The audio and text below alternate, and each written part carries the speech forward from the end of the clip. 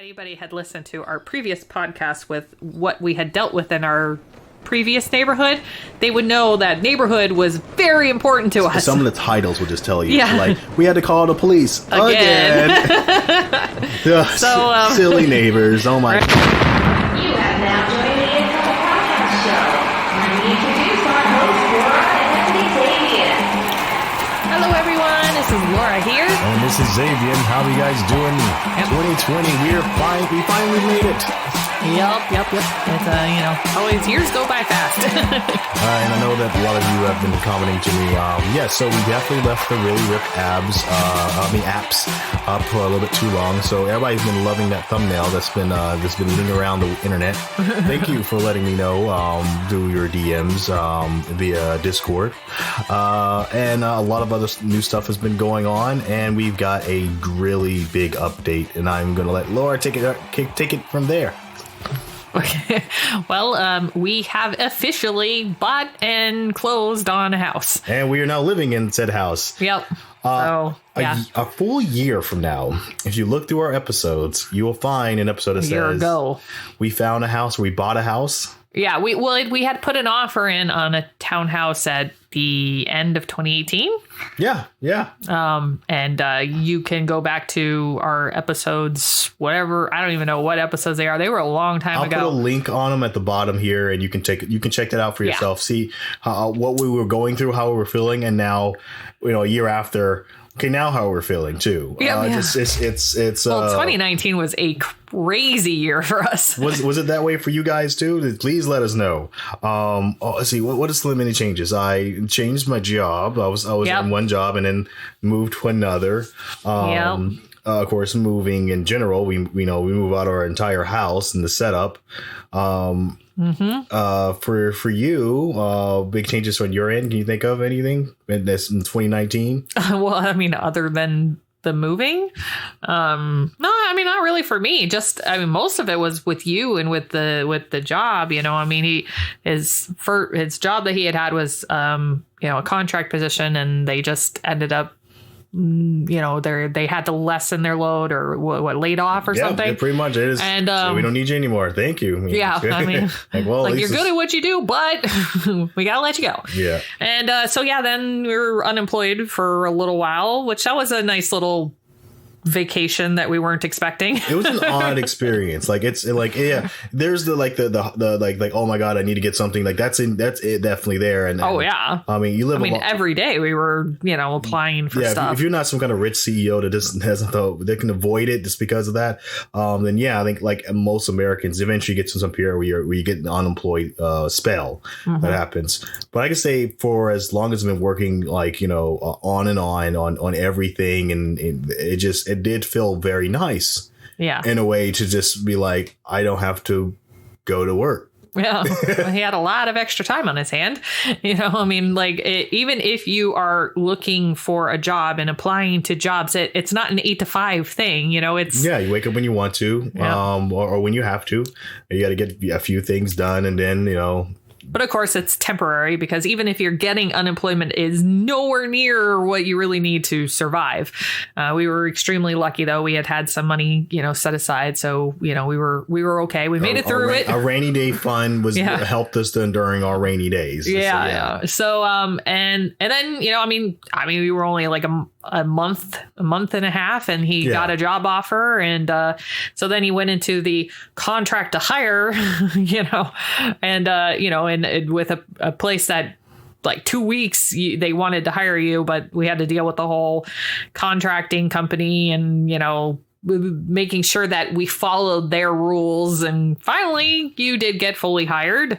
Yep, and full time now. I'm actually not employed. A contract at all anymore, which for anybody in the IT field, they know that a lot of IT is contract. So not contract, which is nice. And so, and during that whole time frame, we decided to start the process of looking for a house again. Yes, which very much so during that whole process. The given update, I'm not sure if we explained it during our later podcast or not, but I got this kind of scare that, hey, we don't need, I think, all these people that's here. And I heard that. And that's where we pulled out of the townhouse that we had put an offer. And it was just in time because they were still working on building it up and putting all the stuff together. And they were giving us updates from the constructor. So it kind of sucked because oh my God, I'm not going to be able to get this place because, issues about to hit the fan. So I had to pull the plug on it. Yeah, if we had been in that place when you had went through the unemployment, we would not have been so calm. The place was a bit more money than our rent was. There was no way you can compete on price on our rent. Yeah, but I mean, okay, so rent in the Tampa area normally, $1,200-$1,300 a month. Mm-hmm. For people who are in New York, they're like, what? Yeah. But I mean, it's 2-bedroom, I don't know. Either way. So that's pretty normal. And that's what we were paying for an apartment before. And so, we were kind of looking for something around that ballpark. and the townhouse was more than that. Yes. Yeah. So, we decided to pull out of it and we ended up losing money in it because, you have to put money down and they did not come back. Yeah. They did not see a job loss as something that apparently would stop this loan from happening. So if anything, if for some reason they made everything feel like, here's how you felt going through this process is okay, you're barely going to make it. Maybe we'll see what we can do for you. And all right. Oh, crap, my job. I think it's going to happen. Well, that's okay. We don't really need a job. I'm not sure about my income. Wait, don't worry about that part. We can just don't say anything. You'll be fine. No, you'll be good. Okay, I don't think I feel safe about this anymore. You know what? Think about your future. Once you feel happy, once you're in this house. And okay, you guys aren't really feeling like a supportive guys. I'm giving the logical. I'm pretty sure I'm giving logical answers. I'm saying that, hey, this dream house, if everything was stayed the same, would be awesome. But it's not. Yeah. I need to make a change now. So then we had to look at it okay, yes, we'll be losing some money in this, but in the long run, in the long run, it's a lot less than what a 30-year mortgage on this place would be. So to put it that little break of me being employment where it was it was serene. It was nice. Yeah. It was like a break, a vacation. Would not have been that in any way, shape, or form if we were in this new place. No. Yeah, it would have been a lot more crazy and hectic. And then, of course, even the job that you got, we might not have actually said yes to it because it would have been such a crazy commute. We might not even applied for it. So it was a bit further outside the city. Yeah. But then we found another place, which... Yeah, we will, when you got the job and we finally were okay, let's contact our realtor and see if this is even possible or feasible to, you just got a new job. Yeah, there was unemployment in there. We did do a lot of legwork beforehand. We did change the income, which you would think would be the most important part of this puzzle. But hey, we're back on track. We're going to try this. Yeah. Can we do this? Yep. So then, she had us talk to her mortgage guy and they were we can do this. And okay.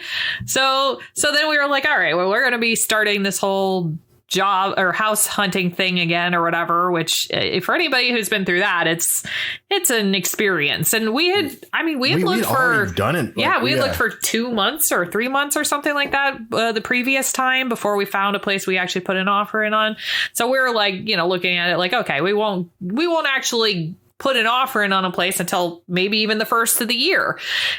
And then we saw the open door kind of place where here's I think the scenario that I remember that week. We talked to a realtor. Yeah. Hey, we're looking to get back in. Can we get back into it? We'll make a shout out to Tabby. She's the coolest realtor in Tampa Bay. If you're in Tampa, I got to really give mad props. Tabby was excellent. She was awesome. Supreme. I mean, from even where we pulled out of an offer from before, and then we recalled her, and she was just great through the whole process of it. Which she followed us on Instagram. Yeah, she followed us on podcasts. She has said that she will come onto our podcast, so maybe we'll have a get to know Tabby.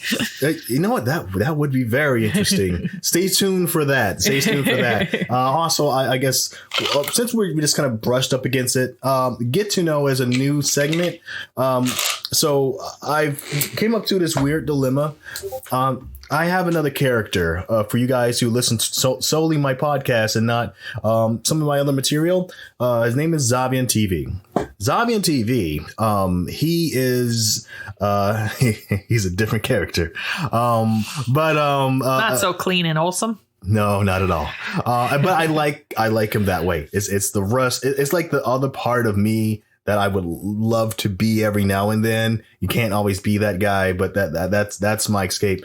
And with that show that's running on Twitch, I have a podcast where I bring a bunch of groups of friends in. We ask very crazy questions, and something that was born from that was something I call G2K, which is Get to Know, and where I have a smaller conversation, do one-on-ones, where I can get some interviews of people, and it's really just to get their word out, their message. It's about them, and which a lot of Zavian TV's what his goal is to really make others shine, and I want to kind of take that aspect with Get to Know. So now that you know what Get to Know is, we would love to probably do an episode with our realtor, get to know Once we're more settled in our house. Yes, and if you follow us along, you can imagine we probably have some questions around our path too. So anyway, going back to where we were that week. We discussed with Tabby about, hey, can we do this? We started the process of, like anybody, you go to Zillow or Realtor or, whatever. And, you're like, you just start looking. Yeah. You use the interwebs and stuff like that and start looking at everything. Yep. And then I believe that weekend. Yeah, we saw one of the open doors, which are ones that you can get into without a realtor. You just need an app and stuff like that. And it's not available in every city, but ours happens to be one that is available in. And we'd gone to some of those before.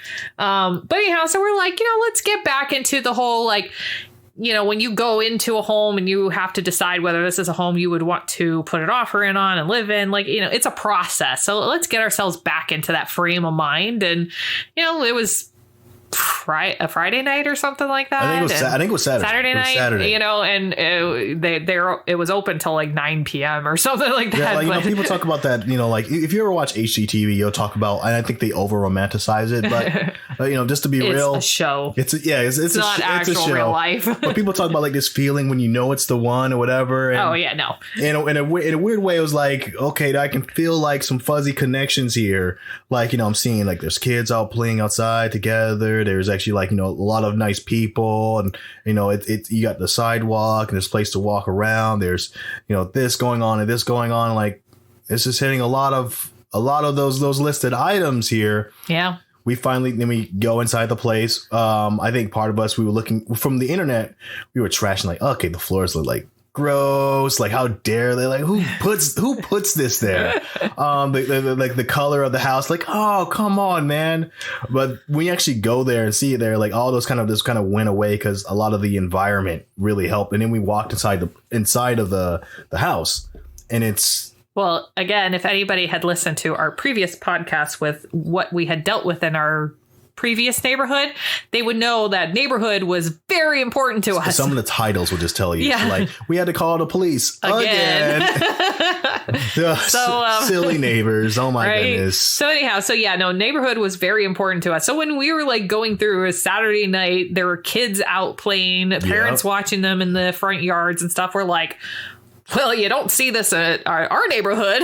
Yeah. And then the house was just, it pretty much checked all the boxes. Yeah. I feel like that, we're looking at the photos, I don't know about this. And then we walk in the room okay, this feels like it's gotten 25% bigger. Going up the steps felt grander. There was, I guess this place could have been called a 5-bedroom place. Yeah. So it's a bit on the ridiculous side, but it was one of those things we can't pass this up. Yeah, no. We got to go for it. Yep. So we looked at each other and we went, yeah, we got to call Tabby. So within a week, now granted, the first time we were looking at it, we went through a couple months, at least 3 months, I think 2 or 3 months. Well, and we had called Tabby starting this process, with the idea of it would take a month or two. Yeah. We've been down this road. We're figuring it's going to take a while. But no, I didn't even get to see her until like near closing. Yeah, I know. I saw her because, we went there I met her the next morning and, meanwhile, the other time we were like every other week, we're like, okay, here we go. Let's go look at again. Another set of 3 or 4 or 5 houses, or here's a list of 12 houses. Here, we did it without her. Like we found a place without her. We can't say no to this. Honestly, she did so much work for us before, but didn't get paid because we had to pull out of our offer. So this time, she didn't have to really do any of at least the showing part of the work. I think maybe she properly trained us. That's what happened. She kind of trained us, and we were already in that mode and making those conversations at a higher level. So we're just like, I think this is actually a good deal. We got to go for it. Yep. So So imagine, put yourself in our shoes. You think I want to get myself in something that's over $100,000 worth of debt. Yeah. And you make this decision in less than a week. That's kind of where we were. Meanwhile, your income is still not exactly concrete at the moment, but you're going to go for it anyway. Yep. So that was that circle. Well, oh my goodness. Your job would, you got the offer with the whole this is long-term thing, so we were kind of going off of that. Yeah, exactly. So we were there for a reason. But yeah, that was interesting. So it was a small anxiety filled roller coaster. I mean, the whole thing was and it was just. It was crazy. Even going through the closing process and the, finding the insurance. And I mean, even after we moved in, it wasn't over, Oh, yeah. Then once you move in, changing over all your accounts to say that you're in a current address. Yeah. And not to mention, you say you got Netflix and all that. Those have addresses, too. And I got to be updated. And then as first time home buyers, now all of a sudden we were put onto a list we'd never been on before. And so we've been getting all these oh, you're a new home buyer, so, get this security system or get this, AC thing or get this. When does Grand Cherokee look great in your parking lot? How about that? I mean, you got money, apparently. I know. Where'd you get my info? It's actually, I bought a house. Now I don't have any money. Exactly. Yeah, exactly. I kind of look at this not as I got a house. It's I just went a couple $100,000 in debt. Right. It's just the reverse. This means I'm putting roots down. When you're signing something that says you're not going to pay this off until 30 years in the future, for 2049. I got to mention that there was the CES that just passed by not too long ago. There's some cars there. I wouldn't mind. There's some pretty nice cars, but still, I think some of those cars are probably still more expensive than the houses, sadly. But yeah, that was part of the craziness, and I think I really wanted to get that story out and just let people know that we completed that part of the scenario. I know we've actually bought our first home. We're in it. It's ours. Our names are on the mortgage and all that fun stuff. And so that's fun. I mean, I guess we could talk about where we got the VA home loan, so if you happen to be a veteran, yes, please chime in on this one. Yeah, it has its own little, functionalities. Obviously, everybody knows about the 0% down thing. That does not mean you will not have to pay something, because we still had to put escrow down. We still had to pay for the home inspection and termite inspection. And there was a couple other things we had to pay for too. All in all, which is good to do. You don't want to not do that. Oh yeah, no, for sure. And I mean, all in all, I think we put, $3,000 into it. Mm-hmm. So, the other thing is, if you have a disability rating, because I have one, we were actually able to get our funding fee waived. And so ask about that if you have a disability rating at all as a veteran. Even if it's a 0% disability rating, I think you still get it waived. And that's a good couple grand that you can save right there. Yeah. So those are important things to ask about. Okay. Because I would not have known that. And I guess things I'll add on to it is things on the outside that you probably wouldn't think about this necessarily. When people are looking at houses, and especially in the surface level, when you're thinking about it, it's like looking at a magazine. Ooh, that looks pretty. Yeah. Ooh, that looks pretty. And a lot of what you're buying has nothing to do with the actual house, because practically what happens in your house is you can live with just a living room, a bathroom, and a bedroom, and 90% of the world is good with that. I'm not sure if there's something else that you need that's more than that, but living room, bedroom, bathroom is all you really need. Kitchen, you know what? Maybe not even that, because you can just use a microwave in the living room. but the what I want to say is like there's the outside area, which was lacking from the house that it didn't have that. It was out in boondies, out in straight up the boondies, and the place we're in the heart of the city. Yeah. So if we want to go anywhere, we're like 5 minutes from here, 5 minutes from there. Want to have some fun? We just drive up the street and we're good. So like the location, like that's important. Yeah, your neighborhood, that's important. And also, what are the perks? I hate cutting grass. I effing hate it. It's just a drain of energy in your life for no reason but to reduce the amount of grass you once had to make it less. I think it's straight up garbage. Yep. I hope we've been here a few months now, and you haven't had to cut it once. Yeah, and I would like to stay that way. I've watched because we have an HOA here, and I've watched the HOA people. They've cut it, since we moved here, and I'm like, I didn't even know that was part of it, but okay, cool. Yeah. I'll take that perk. Exactly. A perk I wouldn't have, I guess we would have got it the other place too. Now I think about it, because that was a townhouse, but that's an important perk. How about that? We actually, we're in our spot. We got someone else takes care of the lawn for me. That's something important. And then kind of think of those things. What are those things that you don't think about that you really want to have that has nothing to do with the shape of the house that, or the place, apartment or whatever, or the people you're going to be around. Just to commute to work, which we all worry about, but you got to live your life at a certain point. So that's part of it too. You don't need to add extra stress in your life. Life is already stressful by default. Mm-hmm. And I feel like we're cutting this one short, but I think we're going really rapid fire on this one. Yeah, I don't know. I mean, we already talked about the get to know thing. There was some other stuff you wanted to bring up. A lot more announcements, I guess. I've been expanding a bit more from the Zavion TV side. That's ZAVION TV. Exactly. I'll say this too. The get to know, as I'll do a shout out to DFTW_gaming, and I've already explained to him. I say it that way. He likes to be called D. I say it that way so people can find his Twitch channel. Yep. And that's the name of his Twitch channel. But when I think he was talking to me, I remember him saying it felt kind of awkward because it's like he was talking to someone else. Well, yeah, you were talking to Zavion, not Zavion, Zavion TV.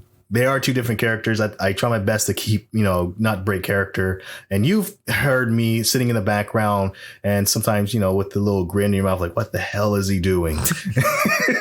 Honestly, the funny thing is it reminds me of when we first met and I was meeting you and all your friends and, and I started noticing something about you that you would kind of, you weren't always the same around everyone. Not that you were fake. You were yourself. Yep. But there were certain parts of yourself you would expose to certain people and then other parts that maybe you wouldn't expose. So it's not like you were ever a fake persona. It just was a different part of yourself that you would present. You would pick and choose which personalities you presented to certain people depending on what they would find, okay or not okay. So it was always really funny because it was I was meeting a new Zavion every night or something. We got multiple personalities going on here, honey. No, I guess the way I say it is each individual person, they have a way that they talk, that they communicate. And the best way to communicate is kind of get closer to the level.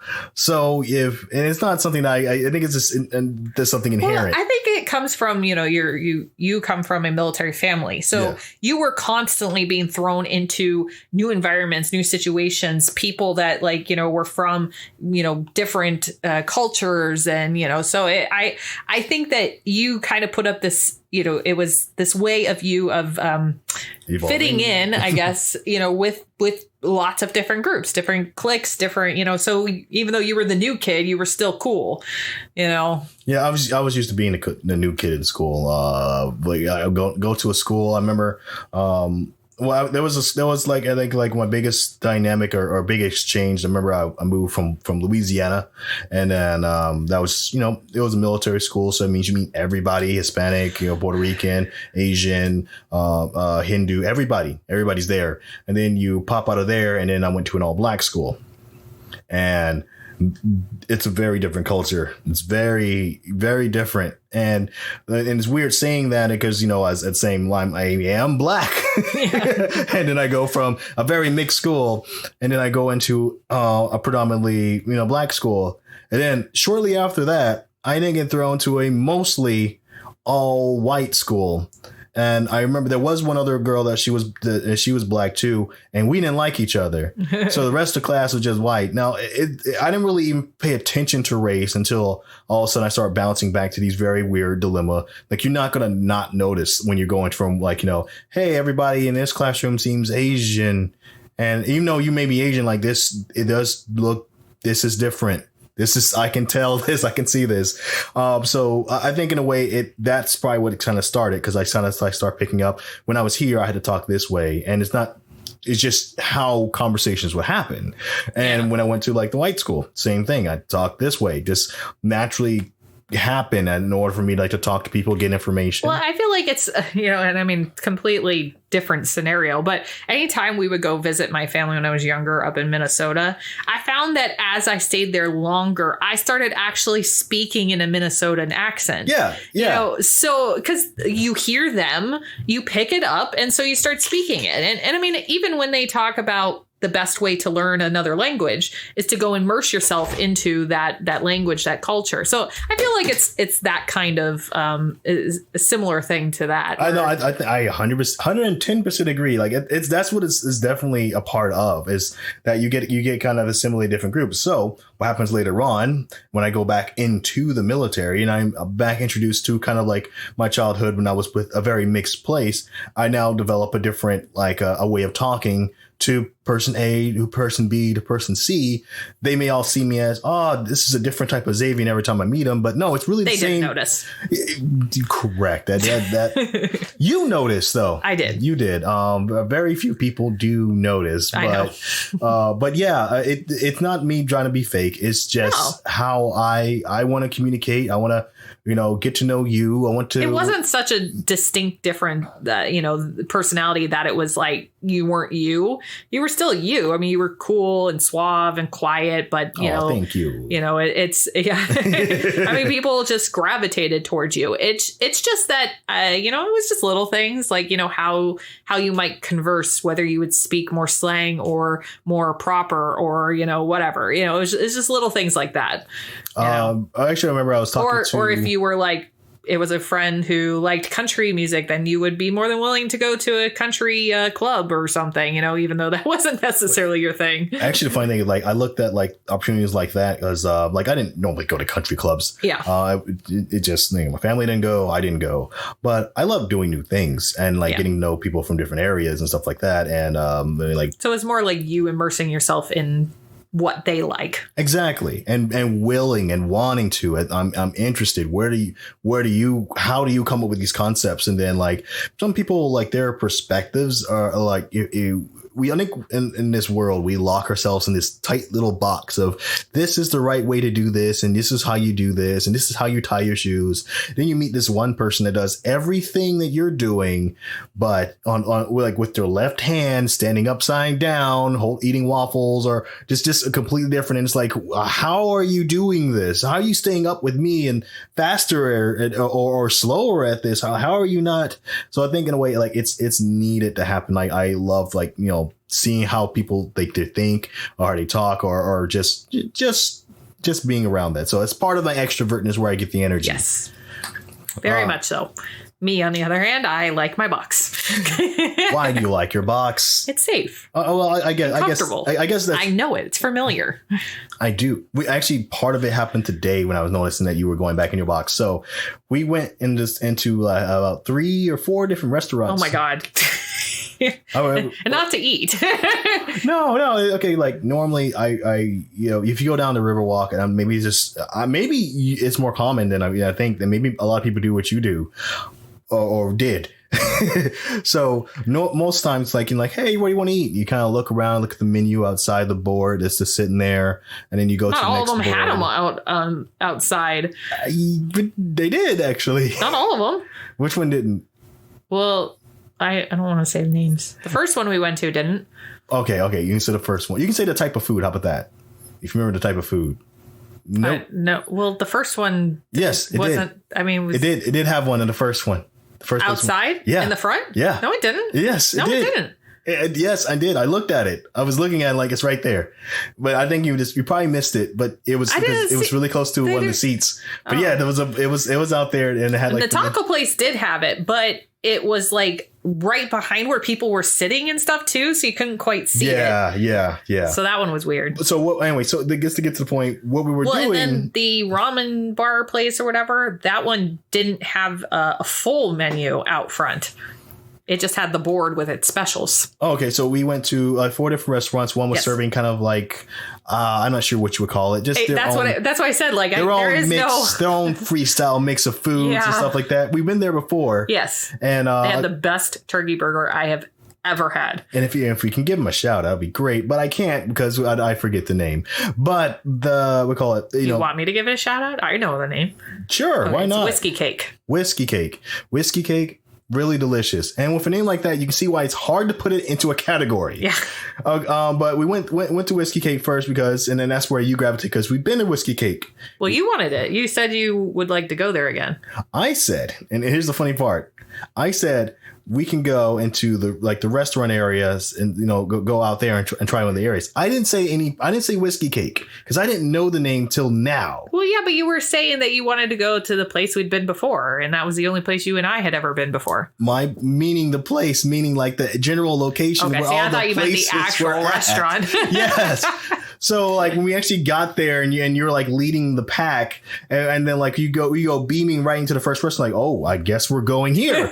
I'm like, okay, like do you guys want to eat here? Like I kind of want to check some other place. What about this place? And I'm like, yeah. Then we end up going inside the place and then asking for the menu from the people who's standing around. That was the taco place. Yeah, and that was because we couldn't quite see their menu from outside. No, you couldn't see the menu. You were leading the pack. I'm in the back wondering why we're going inside the places. You wanted to check it out. They're like, okay, want to try the ramen place? Like, yeah, let's go take a look at it. Grab back inside the place. Like, wait, no, they have menus outside. I saw this one. They didn't. They just had the board that had the board specials. Is enough. The board's a special. The board's enough.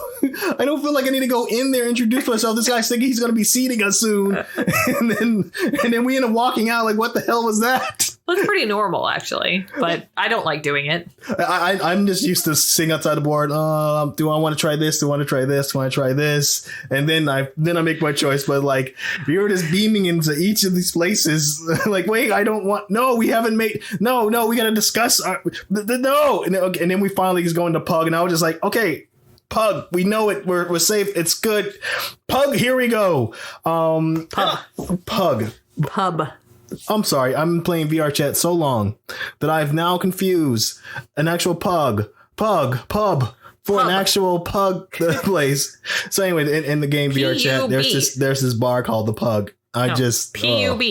I've been going to the virtual bar more often than actual bars. So that's what's been happening. That's what's So anyway, going off of that, it's not the dog. It's the pub. by saying that your boxes, that you kind of naturally gravitated to the places that we were, and we're just leading the pack because you had this pre-idea. Something else also happened too. I'm not sure if my previous sergeant from 10 years ago, and I'm not joking, happened to be eating there, recognized my face, and I was here like. You haven't really changed all that much. I guess not. But yeah, I hear Smith. And I turn around like, okay, there must be some.